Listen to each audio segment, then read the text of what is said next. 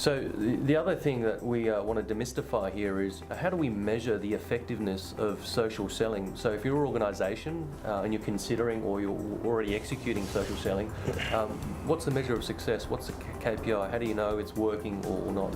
Ultimately, it has to be about revenue. And ultimately, if your social selling play is successful, you'll see an increase in revenue. Now, you know, we speak with sales leaders and sales managers and business leaders and CXOs in relations to the measuring of social. How do we measure phone calls? How do we measure meetings or proposals? We measure them through win rates. What I can suggest is there are a few tactics. In your CRM, you could use an identifier of LI, as in LinkedIn, for the source of where that contact came about or where that opportunity happened. You can take extensive notes in your CRM, spoke to, the HR manager and this is what she said, engaged on LinkedIn. So you can start putting some of that keywords, and that analysis can be done later on through CRM reporting.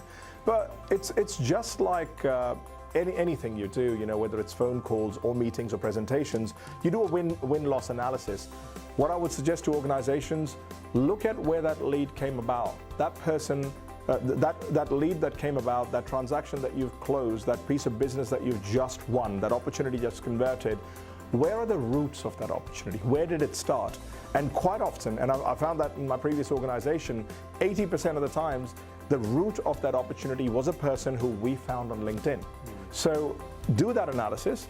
Other than that, you analyze your phone calls and your meetings and your presentations and your proof of concepts and your demos through win-loss. You will notice your revenue will start going up. So organizations can measure through CRM identifiers. You can use LinkedIn's SSI, the social selling index, as a lead indicator. I believe in the SSI, but I don't believe it's the only measure. The real measure is revenue, and the real measure is having firm KPIs and firm measures. You need to define and devise firm KPIs and measures for your organization.